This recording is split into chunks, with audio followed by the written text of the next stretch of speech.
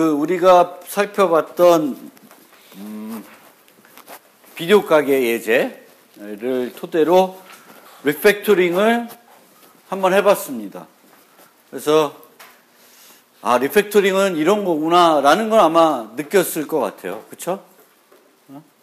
그래서 어쩌면 우리가 어떤 리팩토링과 관련된 공부를 안 해봤어도 본인이 지금까지 프로를 해오면서 여러 번 리팩토링 해봤을 거예요. 자기 코드를.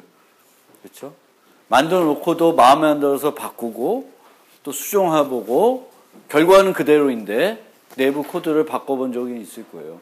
그런 것들을 이제 자주 해보면 좋다라는 것이고, 좀 더 전문적으로 해보려면은 이런 책을 한번 읽어보시면 큰 도움이 되지 않을까라는 생각이 듭니다.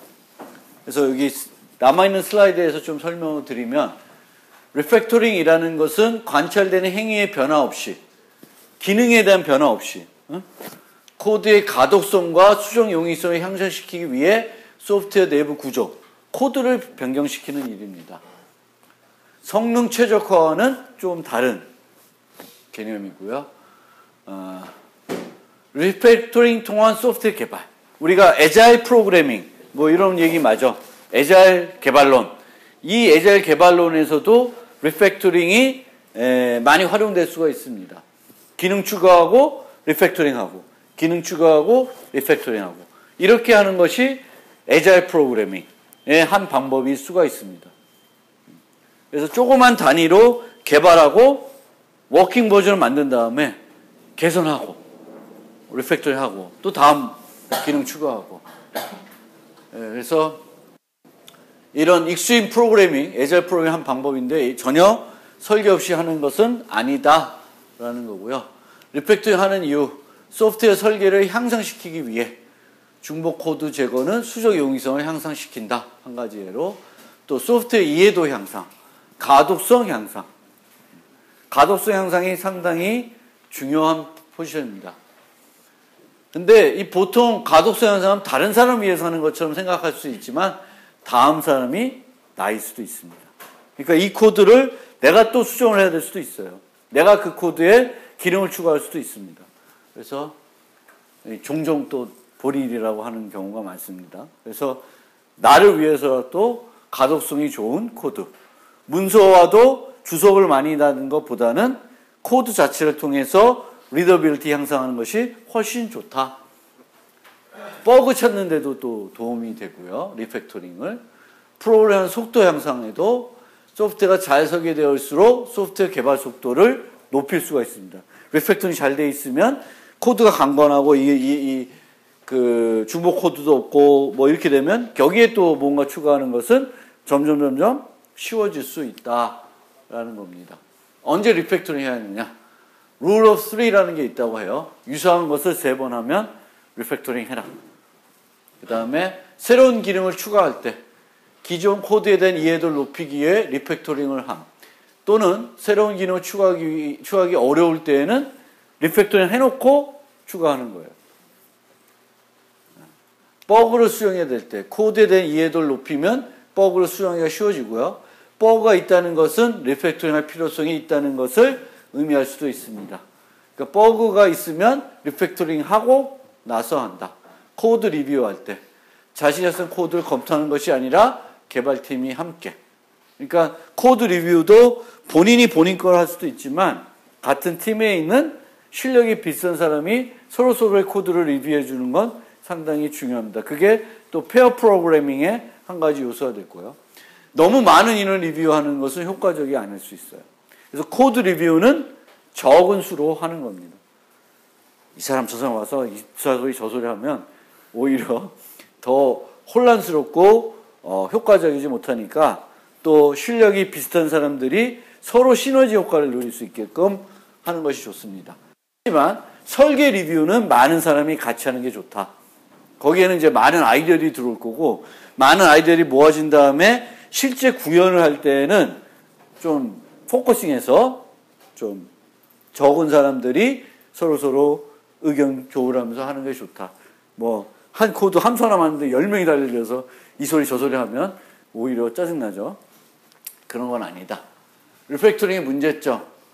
책에 제시한 거는 어떤 외부적인 요소. 여기는 이제 데이터베이스 얘기했는데 데이터베이스 스키마가 단단히 연결되어 리팩터한테 어려움. 그러니까 외부적인 거와 뭔가 단단히 연결되어 있어서 그 부분이 고치기가 어려울 수도 있다라는 걸로 이해해 주시면 되겠고요. 메소드의 서명을 변경해야 되면 이제 많은 변화가 일어날 수도 있는 거죠. 그래서 해당 메소드를 호출하는 모든 코드를 수정할 수 없는 경우에는 옛 서명과 변경된 서명을 둘 다 유지하는 거예요. 그러니까 똑같은 기능하는 함수가 둘 다 있는 거지. 그래서 새로운 애들은 새로운 어떤 리팩토링 된 이름의 함수를 쓰고 또는 인자 개수가 달라진 걸 쓰고 기존 과거 애들은 계속 쓸 수 있게끔 내버려 두는 거예요. 그리고 소프트 설계 자체를 바꾸는 것은 리팩토링 할 때 되게 어려운 지점이 될 것입니다. 그리고 여기 보면 서명 변경 문제가 있어서 메소드의 서명 공개 시점은 최대한 지연하는 것이 바람직하다라고 되어 있습니다. 너무 일찍 그 서명들을 공개해가지고 다른 팀하고 공유하게 되면 그게 이제 변경하기가 어려우니까 좀 시점을 최대한 늦출 수 있으면 늦추는 것이 좋다. 그런 얘기가 있습니다. 하지 말아야 할 때. 여기 좋죠. 마감 시간이 다 되었을 때. 말래요. 그리고 요런 거. 리팩토링 대신에 처음부터 재작성하는 것이 더 바람직할 때. 보셔야 되는 거예요. 이거를 버리고 새로 짤 것인가? 리팩토링 할 것인가? 그래서 그거는 이제 여러분들이 잘 판단을 하셔야 됩니다. 그래서 이 책을 잠깐 소개를 하면 2장이 Principles in Refactoring입니다. 리팩토링 하는 원리들. 방금 제가 한 얘기들이 그런 얘기들이 이제 요 2장이 나와 있어요. Why should you refactor? 왜 리팩토를 해야 되냐? 언제 해야 되냐? 매니저한테 무슨 얘기를 해야 되냐? 매니저는 무슨 리팩토링 좀 해야 됩니다. 뭔 소리야? 잘 돌아가는데 하지 마. 이렇게 할 수도 있다는 거죠. 그럴 때 이제 매니저랑 어떻게 얘기해야 되는지, 리팩토링의 문제점 이런 게 있고, 그 다음에는 bad smell. 3장은 뭐냐? bad smells in code. 코드에 이제 어떤 bad smell, 나쁜 뭔가 문제점이 있는 부분들이죠. duplicate code, long method, large class 뭐 이런 것들이 예시로 들고 있어요. 이런 것만 봐도 switch statement, parallel inheritance hierarchy, 뭐 lazy class 뭐 여러 가지 얘기들이 있습니다. 그래서 어떤 코드들이 좀 나쁜 코드인지를 예시로 들어놓고요. 그 다음에 4장은 building test, 테스트를 어떻게 만들어야 될지. 그 다음에 refactoring catalog, 이제 리팩토링 하는 방법들에 대한 카탈로그가 있는데 이게 어떻게 구성되어 있는지를 그걸 설명하고 있고, 그 다음부터는 이제 리팩토링 하고 있습니다. 리팩토링 하나까지 하나하나 예시 드는데 챕터 6이 composing method라고 해가지고 그 내부적으로는 extract method, 뭐 inline method, replace temp with query 뭐 등등이 있는 거예요. 그러니까 메소드를 구성하는 방법, 함수 구성하는 방법이 되겠죠. Moving features between object, 그게 챕터 7인데 오브젝트 사이에 그 기능들을 옮겨가는 거죠. 방금 우리가 한 게 하나가 move 메소드 한 게 그런 예제가 될 것이고요. 그 다음에 챕터 8이 organizing data, 데이터를 organizing 하는 방법, 쭉쭉쭉쭉 계속 나오는 거예요. 그래서 11번까지가 이제 그 리팩토링 하는 방법들, 것들을 분류해가지고 설명하고 있고요. 12번이 Big Refactorings. 뭔 얘기인지 잘 모르겠고. 한번 읽어보세요. Refactoring Views and Reality, Refactoring Tools. 이런 이제 리팩토링 관련된 부가적인 얘기들이 12, 13, 14에 나오는데 최소 뭐 1장은 제가 다룬 거니까 3장 좀 보시고 6장, 7장, 8장, 9장들 이런 것들 시간 날 때 보시면 괜찮을 것 같아요. 이게 뭐 여기 있는 코드들이 자바 코드인데 아주 어렵게 돼 있지는 않은 것 같아요.